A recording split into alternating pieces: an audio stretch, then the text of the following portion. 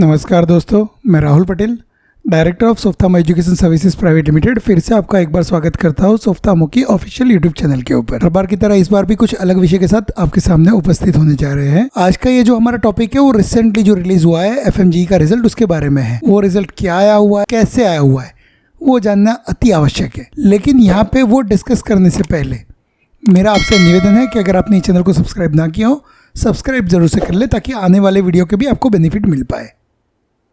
तो चलिए दोस्तों, शुरू करते हैं आज का ये टॉपिक एफएमजी का रिजल्ट 2020 के बारे में।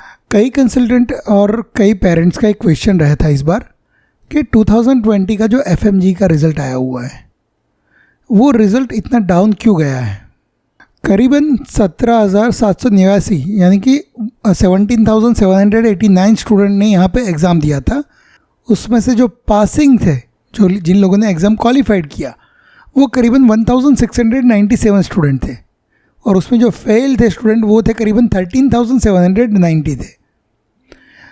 और जो स्टूडेंट एब्सेंट रहे थे और विथहेल्ड थे वो करीबन 2,000 के आसपास के स्टूडेंट। यानी कि यहाँ पे अगर आप बात करेंगे जो स्टूडेंट क्वालिफाइड हुए उसका रेशियो तो करीबन 10.9% रहा है, जो कि पिछले कई सालों के कंपैरिजन के अंदर बहुत कम बोल सकते हैं। बाकी 2014 से लेके अभी तक का रिज़ल्ट हम लोग एवरेज देखते थे तो 15 से 20% के बीच में बेसिकली देखने को मिलता था। हम जब बात करते हैं 2020 के एमबीबीएस की, तो एक्चुअली ये 2020 का रिज़ल्ट नहीं है, ये रिज़ल्ट है 2014-15 में जो स्टूडेंट गए थे उनका रिज़ल्ट है। यानी कि आपको थोड़ा बैक में जाके सोचना पड़ेगा कि उस टाइम पे क्या गलतियाँ हुई थी आपसे, और उस टाइम पे क्या गलतियाँ की थी पेरेंट्स ने और कई स्टूडेंट ने, वो चीज़ ध्यान में रखनी आवश्यक है। तो सबसे पहला मैं बताता हूँ, इंडिया की जो एजुकेशन सिस्टम है वो समझनी आपको आवश्यक है, साथ में ही अब्रॉड की भी समझनी आवश्यक है। 2018 से पहले चाइना की कुछ बाइलिंगुअल यूनिवर्सिटीज़, कुछ यानी कि करीबन 214 यूनिवर्सिटीज़ थी जो लिस्ट में थी एमसीआई के, और उसके अलावा 45 यूनिवर्सिटीज़ दूसरी थी। उसके अलावा रशिया के अंदर भी बाइलिंगुअल यूनिवर्सिटीज़ थी उस टाइम पे, वो जो अभी भी एग्जिस्ट करती है। चाइना में तो उसको रिमूव कर दिया गया है, लेकिन रशिया की आज की डेट में बाइलिंगुअल यूनिवर्सिटीज़ एग्जिस्ट कर रही है एमसीआई की लिस्ट में। तो चाइना की यूनिवर्सिटी को 2018 के बाद गवर्नमेंट ने रिमूव कर दिया एमसीआई की लिस्ट से, लेकिन रशिया के अंदर अभी वो स्टेप्स नहीं लिया गया जिसके रिगार्डिंग हमने ऑलरेडी आरटीआई डाला हुआ है। तो ये जो बाइलिंगुअल यूनिवर्सिटीज़ रहती है वहाँ पे जो एजुकेशन क्वालिटी मिलनी चाहिए वो मैनेज नहीं हो पाती है। बाइलिंगुअल का मतलब क्या होता है? पहला तो बाइलिंगुअल का मतलब होता है कि फॉर एग्जांपल 6 साल की पढ़ाई है आपका, तो या तो 3 साल का आपका प्री क्लिनिकल जो रहेगा वो इंग्लिश में रहेगा, बाकी का जो रहेगा 3 साल वो रशियन में रहेगा, या तो फिर फर्स्ट ईयर आपका सिर्फ इंग्लिश होगा, बाकी का पूरा साल रशियन में होगा, या तो फिर फर्स्ट 4 ईयर आपका इंग्लिश होगा, बाकी का 2 साल रशियन में रहेगा। तो यहाँ पे जो रियल प्रैक्टिकल एक्सपोजर आपको मिलता है वो प्रैक्टिकल एक्सपोजर जिस टाइम पे मिल रहा है उस टाइम पे आपको इंग्लिश में पढ़ाई नहीं मिल रही है।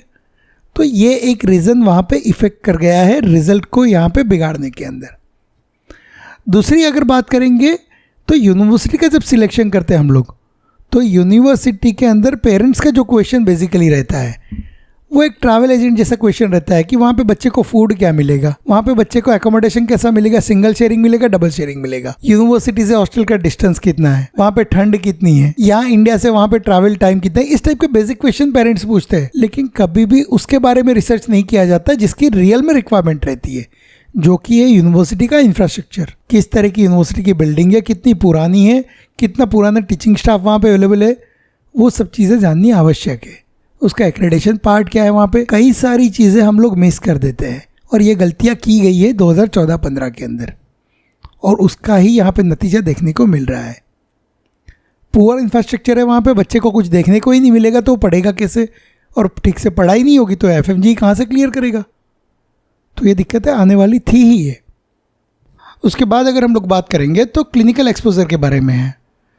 यूनिवर्सिटी जो आप सिलेक्ट कर रहे हो, यानी कि जो सिलेक्ट किया था बच्चों ने, वहाँ पे क्लिनिकल एक्सपोजर उनको क्या मिल रहा था, कितने हॉस्पिटल के साथ वो यूनिवर्सिटी का एक्रेडिटेशन था, कितना उनको प्रैक्टिकल ट्रेनिंग का बेनिफिट मिला है, कितना वहाँ पे पेशेंट फ्लो था। उसके बाद अगर हम लोग बात करेंगे तो कई जगह पे पेरेंट्स का ड्रीम होता है, कई बार पेरेंट्स डॉक्टर रहते हैं या कुछ बड़ी पोजीशन पे बैठे होते हैं, उनका एक ड्रीम रहता है कि मेरा बच्चा डॉक्टर बने। तो वो अपने स्टूडेंट जो भी बच्चे रहते हैं उनको वहाँ पे भेज देंगे कि भाई तू डॉक्टर बन के आ, वहाँ पे पढ़ाई करके रिटर्न हो जा। लेकिन यहाँ पे जो हर्डन है वो उनको मालूम नहीं होता है कि इंडिया में आके MCA क्लियर करना है। स्टूडेंट को वहाँ पे भेज दिया गया था सिर्फ टैग लगाने के लिए कि डॉक्टर है, लेकिन पूरा डॉक्टर तभी होता है जब यहाँ पे जाके उसको MCA का लाइसेंस मिलेगा, जो कि FMGE का एग्ज़ाम क्लियर किए बिना पॉसिबल नहीं होता इंडिया में। तो जो स्टूडेंट को सिर्फ टैग लगाने के लिए वहाँ पे भेजा गया था उनको भी यहाँ पे रिज़ल्ट नेगेटिव देखने को मिला है। दूसरी बात है, कई बार पेरेंट्स पैसा खर्च कर लेते हैं, कई बार नीड भी होती है स्टूडेंट की, स्टूडेंट को डॉक्टर बनने का ड्रीम भी होता है, लेकिन अपने इंडिया में एक सीमित एनवायरनमेंट में जो बच्चा रह रहा है, जो सोशल एनवायरनमेंट में रह रहा है, यहाँ पे एक बाउंड्री बनी होती है उसके आसपास। तो यहाँ पे उसको हर एक टाइप का सिक्योरिटी फील रहता है, प्लस उसका एक डर भी रहता है। फॉरेन कंट्री में फ्रीडम होता है हर एक के पास, तो उसका जो स्टूडेंट ने मिसयूज़ किया हुआ है उसको यहाँ पे नेगेटिव रिजल्ट दिखा है, और जिसने प्रॉपरली यूज़ किया है, ऐसा नहीं कि यूनिवर्सिटी में पढ़ाई अच्छी नहीं होती है, यूनिवर्सिटी में पढ़ाई अच्छी होती है, सब एक्सपोजर अच्छा मिल रहा है। तो कई सारे स्टूडेंट का रिजल्ट अच्छा भी आया है यहाँ पे, कई सारे स्टूडेंट का रिजल्ट ख़राब भी आया हुआ है। तो उसके पीछे रीज़न है कि बच्चों ने टाइम को कैसे यूटिलाइज़ किया है, उसके बेस पे यहाँ पे रिजल्ट देखने को मिला है आपको।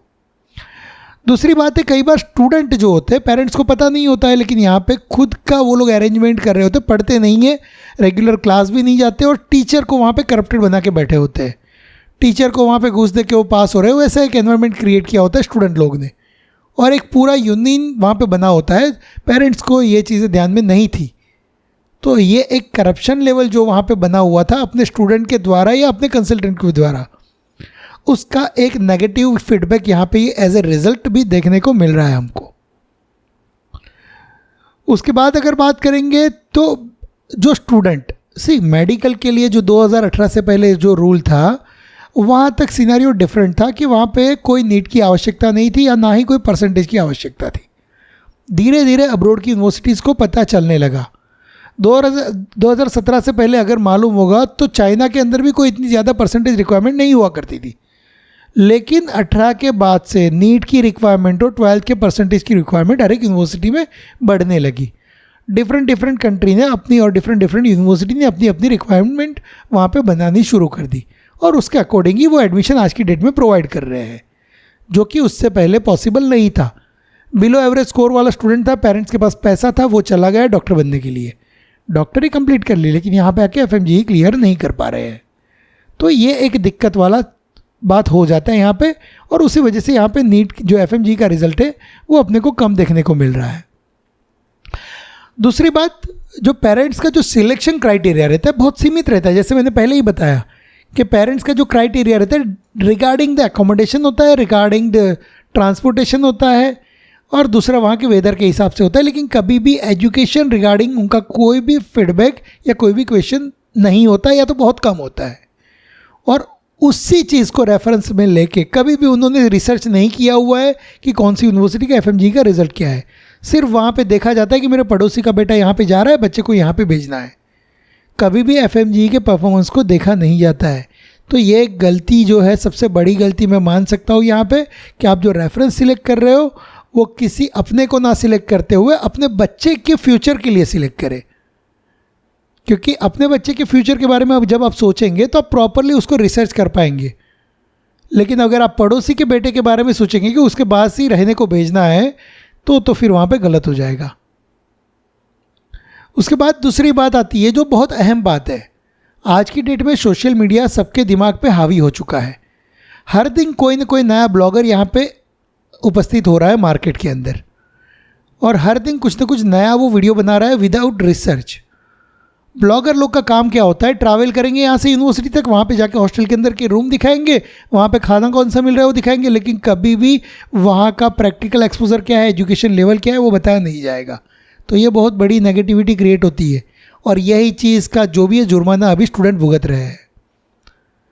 दूसरी बात है लो बजट यूनिवर्सिटी का टैग। पेपर में या न्यूज़ चैनल पे या सोशल मीडिया पे एक ऐड देखने को मिलती है, 10 लाख में MBBS कर लीजिए, 8 लाख में MBBS कर लीजिए, 15 लाख में MBBS कर लीजिए। वाकई में ये चीज़ पॉसिबल है, ये सोचना आवश्यक है। और ये लो बजट यूनिवर्सिटी ने ही सबसे ज़्यादा परेशान किया हुआ है यहाँ पे। वैसी कंट्री को सिलेक्ट किया जाता है जो कंट्री में कोई भी एक्सपोजर अवेलेबल नहीं है, ना ही कोई प्रॉपर एजुकेशन अवेलेबल है, because of the low budget option. Low budget वाली यूनिवर्सिटी जब आपको कोई बोलता है कि 10 लाख रुपए का पैकेज, 10 लाख को 6 साल में आप डिवाइड कर लीजिए, 6 साल का अगर ट्यूशन फीस भी आप देखेंगे तो कितना हो जाएगा, 1.5 लाख रुपया। उसके बाद अकोमोडेशन किधर गया, फूड किधर गया, वहाँ पे आने जाने का खर्चा किधर गया। ओवरऑल बजट एंड मोमेंट पे पेरेंट्स के लिए 20 लाख तक पहुँच जाता है। और वहाँ तक बहुत बड़ी गलती कर दी होती है, क्योंकि चद्दर से ज़्यादा पैर बाहर निकल जाता है और वहाँ पे एंड में आके बच्चा FMGE क्वालिफाइड नहीं कर रहा है और बच्चे के 6 साल भी वहाँ पे बर्बाद हो जाते हैं। और यहाँ पे पेरेंट्स तो डिस्टर्ब हो रहे हैं, लेकिन साथ ही में स्टूडेंट का फ्यूचर भी खराब हो रहा है बिकॉज ऑफ द गलत डिसीजन, लो बजट ऑप्शन। तो ये चीज़ें फ्यूचर में भी ध्यान रखनी आवश्यक है। ऐसी किसी भी एडवर्टाइजमेंट रहती है, कुछ भी रहता है प्रमोशन एक्टिविटी, इससे गुमराह ना हो, प्रॉपरली रिसर्च करें उसके बाद ही डिसीजन। और सबसे बड़ा जो इफेक्ट हुआ इस बार, ये इसको नेक्स्ट की जो एग्जाम आने जा रही है उसका आगाज भी आप समझ सकते हैं। MCI का पेपर टोटली डिफरेंट मोड पे लिया गया है। यहाँ पे it's concept based as well as image based. जिस बच्चे ने सिर्फ बुक खोल के वहाँ पे थियोरिकल पार्ट रटा हुआ है, उसके लिए ये चीज़ बहुत दिक्कत वाली हो गई थी, क्योंकि यहाँ पे कॉन्सेप्ट जिसका क्लियर नहीं है वो क्लियर नहीं कर पाया है। जिसने कॉन्सेप्ट बेस्ड पढ़ाई की हुई है और जिसने प्रॉपरली रिसर्च किया हुआ है, प्रॉपरली कॉन्सेंट्रेशन किया हुआ है, उसको यहाँ पे कोई मार नहीं खानी पड़ी है। अदरवाइज बाकी सबको यहाँ पे नेगेटिव मार्क्स प्रोवाइड किए गए हैं। तो ये चीज़ें जो इफ़ेक्ट की थी इस बार FMGE के रिजल्ट पे, उसके बारे में थी। उसके बाद अगर हम लोग बात करेंगे कि गवर्नमेंट क्या कर रही है, इसके अकॉर्डिंग गवर्नमेंट ने क्या किया है, तो गवर्नमेंट में अगर हम लोग बात करेंगे तो ये रिजल्ट जो कम आ रहा था बार बार, उसके अकॉर्डिंग गवर्नमेंट ने सबसे पहला तो जो दीवार बना दिया है entry gate as well exit gate के लिए, कि जहाँ पे आपको जाने के लिए भी नीट आवश्यक है और आने के बाद भी नेक्स्ट की एग्ज़ाम आपको क्वालिफाइड करनी है। इवन ये चीज़ इंडियन स्टूडेंट को भी लागू होती है जो इंडिया में पढ़ाई कर रहे हैं। तो एक entry gate exit gate common कर दिया गया है। दूसरी अगर हम लोग बात करेंगे तो MCI ने 2018 के बाद जो चाइना का बायलिंगुअल यूनिवर्सिटीज़ थी, वो यूनिवर्सिटी को यहाँ पे से रिमूव किया हुआ है। लेकिन एक जो दिक्कत है, अभी तक रशिया के अंदर 53 यूनिवर्सिटी यहाँ पे जो शो हो रही है MCI की लिस्ट में, काफ़ी सारी यूनिवर्सिटीज़ बायलिंगुअल यूनिवर्सिटीज़ है उसमें। और उसी को क्लियर करने के लिए हम लोग अभी फ्यूचर में, मीन्स कि अगले एक वीक के अंदर एक हमारा वीडियो आ रहा है जो एक्सक्लूसिव रहेगा सिर्फ और सिर्फ इंग्लिश मीडियम यूनिवर्सिटी के बारे में डिस्कस करने के लिए।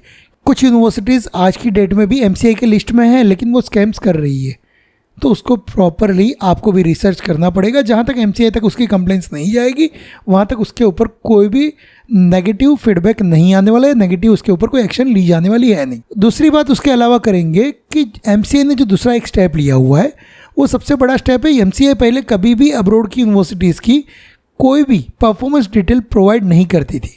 अगर आप ध्यान से देखेंगे तो MCI का जो लिस्ट रिलीज़ किया गया था नेट बोर्ड की एग्ज़ाम के साइट के ऊपर, जो वेबसाइट यहाँ पे हम आपको शो कर रहे हैं, तो सबसे पहला जो लिस्ट था 12 से 14 के अंदर जो जो यूनिवर्सिटीज़ का परफॉर्मेंस था वो बताया गया है।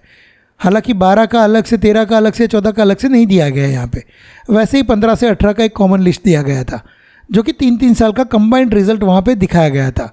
और उसके बाद 19 से MCI ने एक इनिशिएटिव लिया हुआ है, वो 19 के बाद हर साल वो यहाँ पे प्रमोट करने के लिए प्रयत्न कर रही है। और मे भी शायद 2020 का भी आपको इन द शॉर्ट नोटिस, आपको थोड़े दिनों के अंदर या एक महीने के अंदर आई थिंक आपको यहाँ पे वो देखने को मिल जाएगा। दूसरा, एज ए पेरेंट्स और एज ए स्टूडेंट आपको क्या एक्शन लेनी अनिवार्य है ऐसी चीज़ों से बचने के। सबसे पहले तो ऐसे कंसल्टेंट को अवॉइड कीजिए जो हर साल नई नई कंट्री रिप्रेजेंट कर रहा है आपके सामने। जब आप किसी कंसल्टेंट, इवन आप सोशल मीडिया पे ये चीज़ को प्रॉपरली रिसर्च कर सकते हो, जिस कंसल्टेंट का आप वीडियो देख रहे हो उसका 1 साल पहले का और उसके 2 साल पहले का और 3 साल पहले का, तीनों देख लीजिए आप। यहाँ पे तीनों में आपको वेरिएशन देखने को मिलेगा। दूसरा है, यूनिवर्सिटी को जब आप सिलेक्ट कर रहे हो, रिसर्च कीजिए ग्राउंड लेवल के ऊपर।